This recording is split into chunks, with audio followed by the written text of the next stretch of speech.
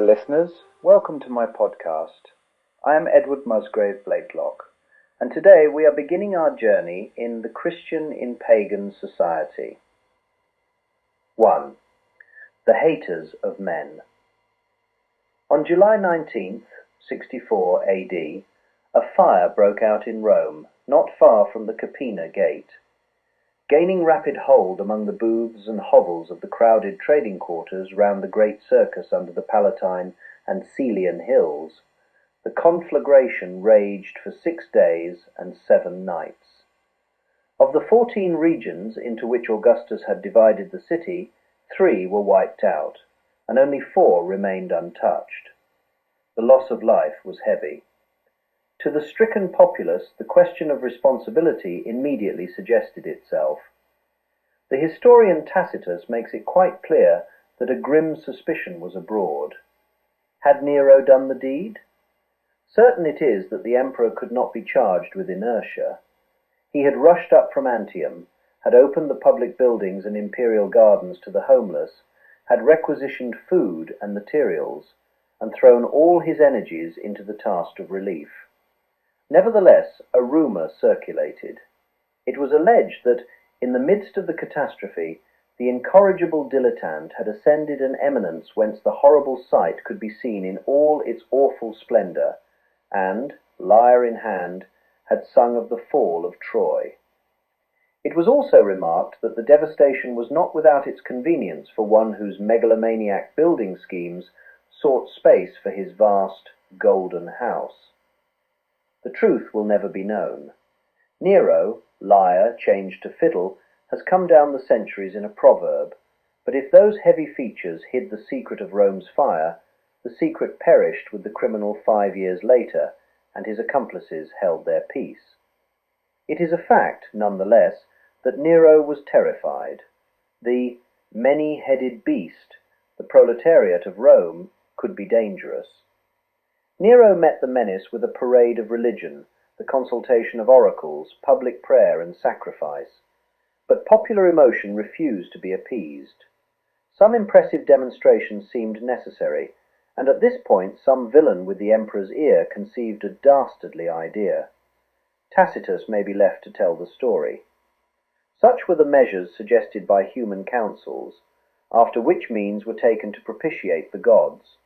The Sibylline books were consulted, and prayers were offered, as prescribed by them, to Vulcan, to Ceres, and to Proserpine. Juno was supplicated by the matrons, in the Capitol first, and afterwards at the nearest point upon the sea, from which water was drawn to sprinkle the temple and image of the goddess. Banquets to the goddesses and all-night festivals were celebrated by married women. But neither human aid nor imperial bounty nor atoning offerings to the gods could remove the sinister suspicion that the fire had been brought about by Nero's order.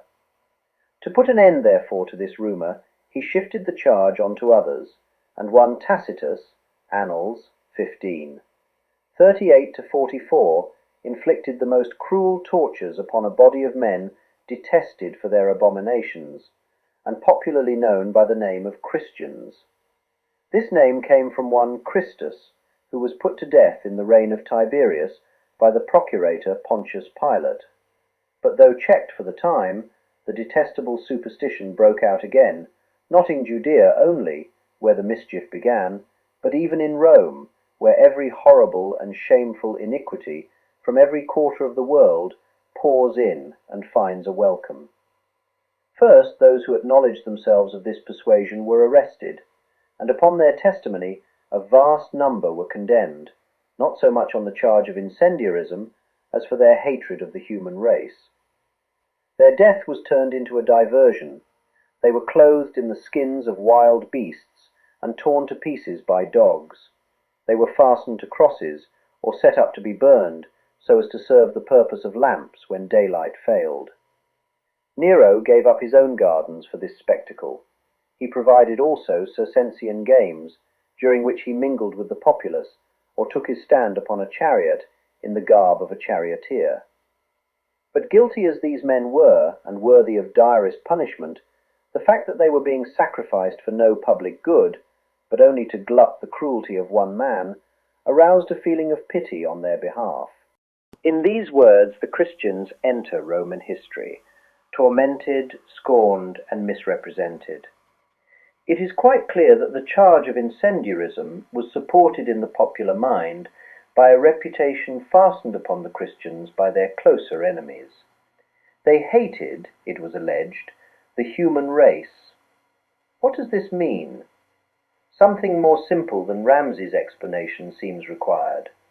To the Romans, he writes, genus humanum meant not the human race in general, but the Roman world, men who lived according to Roman manners and laws. The rest were enemies and barbarians. The Christians, then, were enemies to civilized man and to the customs and laws which regulated civilized society. They were bent on relaxing the bonds which held society together. They introduced divisions into families and set children against their parents.